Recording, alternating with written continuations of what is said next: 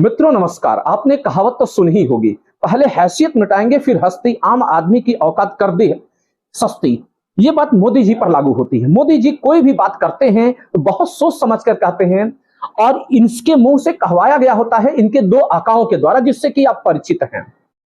इन्होंने अभी हाल ही में कहा है कि देश के लोग 1 वर्ष तक सोना नहीं खरीदेंगे, डीजल पेट्रोल की खपत कम करें, खाने वाले तेल की खपत को कम करें, इसके अलावा जैविक खादों का प्रयोग किया जाए, केमिकल्स फर्टिलाइजर्स का इस्तेमाल ना किया जाए। इतनी सारी बातों को इस तरीके से रखा गया है कि मूल मुद्दे को आप समझ ही नहीं पाए हैं।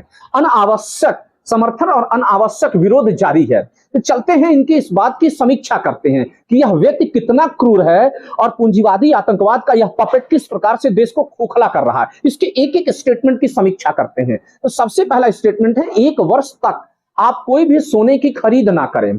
इससे देश की अर्थव्यवस्था पर क्या प्रभाव पड़ेगा? सोने के कारोबार से करीब 50 लाख लोग जुड़े हुए हैं, वे सभी बेरोजगार होंगे। होना भी चाहिए, क्योंकि इसने लगभग पिछले 15 सालों में देश की एक बड़ी आबादी को गरीब बनाया है, बेरोजगार किया है। खैर, इतना आसानी से व्यक्ति ऐसा स्टेटमेंट नहीं दे सकता है। इसके जरा सा क्रोनोलॉजी को हम समझते हैं, पीछे चलते हैं।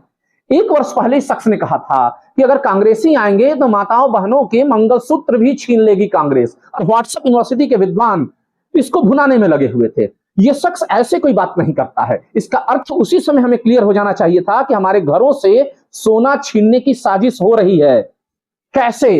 अब ऐसे समझें कि आज से 15 साल पहले इसने एक स्टेटमेंट जारी किया था जिसमें कहा था कि मैं पूरे भारत को कैशलेस बना दूंगा। जी हां, अपने चहेते उद्योगपतियों के जेब में पैसा डालने के लिए। आम आदमी सोचा कि हमारी मनी का अर्थव्यवस्था का डिजिटलीकरण हो जाएगा, बाजार में जो काला धन है वह बैंकों के पास होगा और देश का विकास सुनिश्चित होगा। लेकिन यह आम लोगों की सोच से बिल्कुल विपरीत हुआ। जैसे ही यह शख्स आया, प्लानिंग के मुताबिक, एडेनियन और अंबानियन इकोनॉमिक्स के मुताबिक, इसने पूरे देश को कैशलेस बना दिया। मध्यम और औसत दर्जे के सारे उद्योग चौपट कर दिए। मध्यवर्गीय व्यापारी, चाहे वह बिल्डर हो, आज भुखमरी के शिकार हो गए हैं या कर्जों में डूबे हुए हैं। माइनिंग सेक्टर हो, उसकी भी यही हालात हैं। उच्च शिक्षा क्षेत्र हो, आप इंजीनियरिंग कॉलेजों के हालात देख सकते हैं। लोगों के जेब में जब पेइंग कैपेसिटी नहीं है तो बच्चों की एडमिशन कहां से कराएंगे? वह क्षेत्र भी डूबा हुआ है। कोचिंग सेक्टर पूरी तरीके से तबाह हो चुका है। फिर भी व्हाट्सएप यूनिवर्सिटी के जो विद्वान हैं वह इसकी फॉरेन पॉलिसी को और इसकी अर्थनीति का समर्थन कर रहे हैं। पूरा देश कैशलेस इसने बना दी। इसने जो कहा वो चीज पूरा किया। ठीक, अब सोने की बात आ रही है। इसमें सोने वाले का क्या लॉजिक है? इसके पीछे कौन सी इसकी क्रूरता की नीति है या अडानी और अंबानी की? तो सबसे पहले आपको यह पता होना चाहिए कि देश में करीब हिंदू मंदिरों के पास 25,000 टन के आसपास सोना पड़ा हुआ है। उसके अलावा लगभग इतना ही सोना 20 से 25,000 टन हिंदू परिवारों में पड़ा है। अब इस सोने को कैसे निकाला जाए? हमारे आपके जेब से पैसा निकाल करके ट्रिलियन पति बना दिया गया अडानी और अंबानी को। इस पैसे को कैसे निकाला जाए, यही इसकी रणनीति है।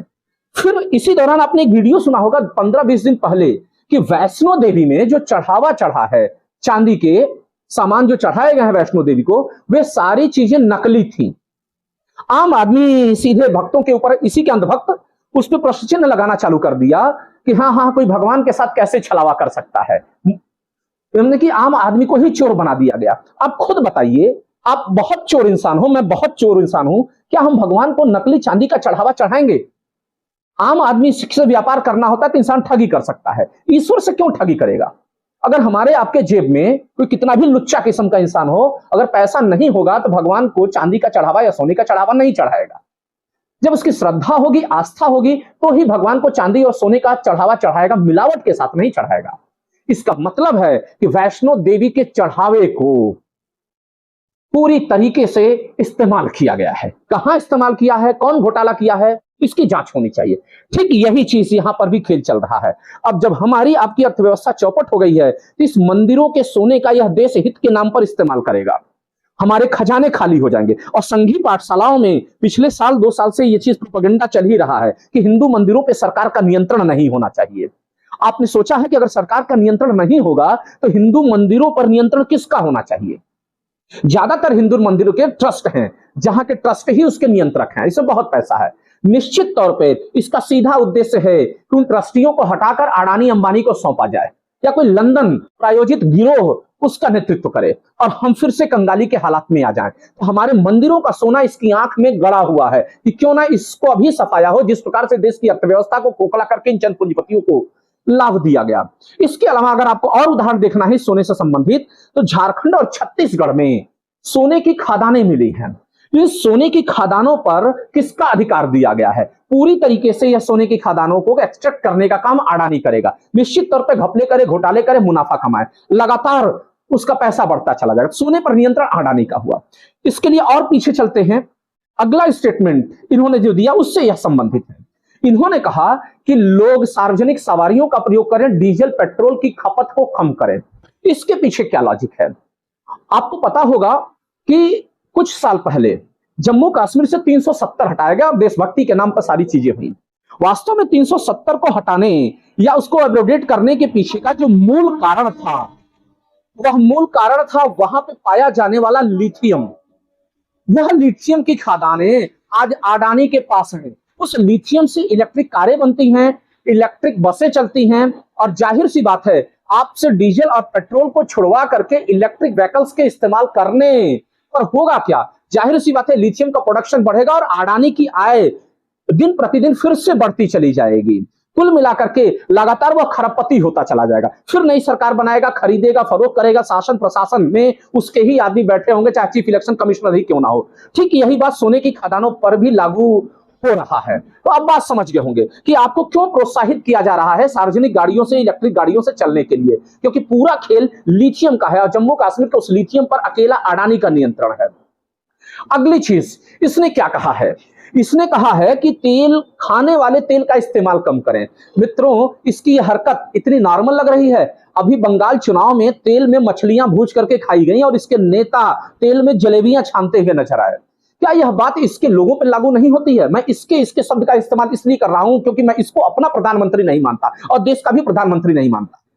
हमारे को केवल इसने बर्बाद करने के सिवा कुछ नहीं किया है। अडानी अंबानी के इंटरेस्ट को साधने के लिए केवल उनका ही प्रधानमंत्री है। चाहे वो ईवीएम घोटाले के माध्यम से सत्ता में लगातार बन रहा और स्टेट्स में इसकी सरकारें आ रही हो, खासकर छत्तीसगढ़, झारखंड और बंगाल, मूल खेल वहां के खदान रिसोर्सेस को कब्जा करने का है। तो बाय हुक और क्रुक वहां ये जीत हासिल करेगा ही करेगा अडानी और अंबानी।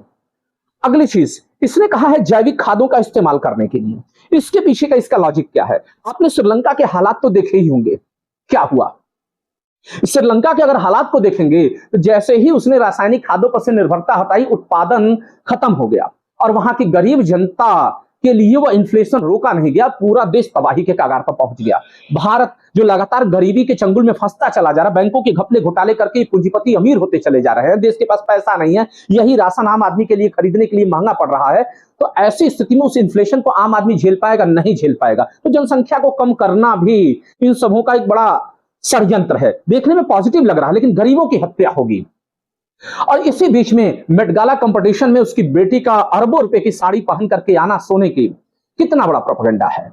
यानी हमारे आपके ऊपर सीधा हंसना है। अगली चीज चलते हैं। इसने कहा है कि विदेशों में यात्राएं लोग ना करें। आपको पता है कि विदेशों में यात्रा का दौर कब से चालू हुआ? जब से विराट कोहली ने इटली में अपना विवाह मनाया। उसके बाद मॉरिशस में जाकर के इसके आदमी घूमते हैं, अय्याशी करते हैं और उनके फॉलोअर्स, अंधभक्त फॉलोअर्स उसी की नकल करते हैं। बातें आप समझ में आएगी। तो इसको सबसे पहले इन एजेंट्स को रोकना होगा। मेट-गाला के कंपटीशन में अंबानी की बेटी को जाने से रोकना होगा, मॉरिशस के टूर को रोकना होगा। या हमसे आपसे जिनके घरों में सोना केवल संस्कार के रूप में रखा जाता है, मंगलसूत्र में होता है, मांगटिका में होता है, उस हमारी सामाजिक परंपरा और संस्कृति को विनाश करके यह किस हिंदुत्व की स्थापना कर रहा है। हालात तो उस समय और बदतर हो जाते हैं जब व्हाट्सएप यूनिवर्सिटी इसका समर्थन करती हुई नजर आती है। मैंने कई व्हाट्सएप यूनिवर्सिटियों में देखा कि इंदिरा गांधी ने भी देश से सोना छोड़ने की अपील की थी। तस्वीर देख सकते हैं। तो इन जोकरों को व्हाट्सएप यूनिवर्सिटी के अनपढ़ गंवार जो इंटर पास से अधिक की पढ़ाई नहीं किए हैं और आईटीआई इधर उधर करके कहीं ना कहीं जुगाड़ में भिड़ गए, इंदिरा गांधी ने जो अपील की थी सोना दान की, या लाल बहादुर शास्त्री ने जो दान करने की अपील की थी, उन्होंने पूंजीपतियों से संपत्ति छीन करके पहले देश की अर्थव्यवस्था को आगे बढ़ाया था। उसके बाद मध्यम वर्ग से सोना मांगा था ताकि उसका इस्तेमाल किया जा सके ग्रामीण क्षेत्रों के विकास पे। हर जिले में सरकारी हॉस्पिटल खुले, हर गांव में सरकारी ट्यूबवेल खुला, प्राइमरी स्कूल खुला, यह देश का विकास हुआ। इसने क्या किया है? यह उन सारे संस्थानों को बेच दिया है और मुनाफा भी बैंकों में जो गया वह राइट ऑफ या इकोनॉमिकल सपोर्ट के रूप में उन्हीं पूंजीपतियों के पास चला गया और आम आदमी बेरोजगार हो गया। यह देश के संसाधनों को बेचने के बाद आपसे सोना छीनने की कोशिश कर रहा है। और वह पूंजीपतियों की जेब काटी गई थी। 19 बैंकों का 14 बैंकों का राष्ट्रीयकरण हुआ था उस दौरान 1969 में। इंदिरा गांधी ने जन कल्याण के लिए सारे कार्य किए थे। क्या आपको नहीं पता कि आपके गांव में प्राइमरी स्कूल कब का खुला हुआ है?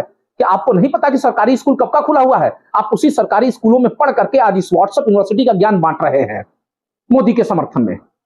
तो इंदिरा की नीतियों से इसका कोई कंपेयर ही नहीं है। यह पूरा आप गरीब होती जनता को और गरीब बनाना है।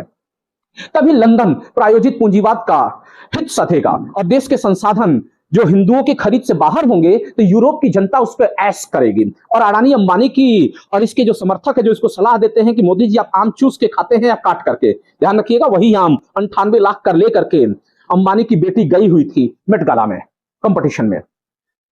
अब इससे आप क्या निष्कर्ष निकाल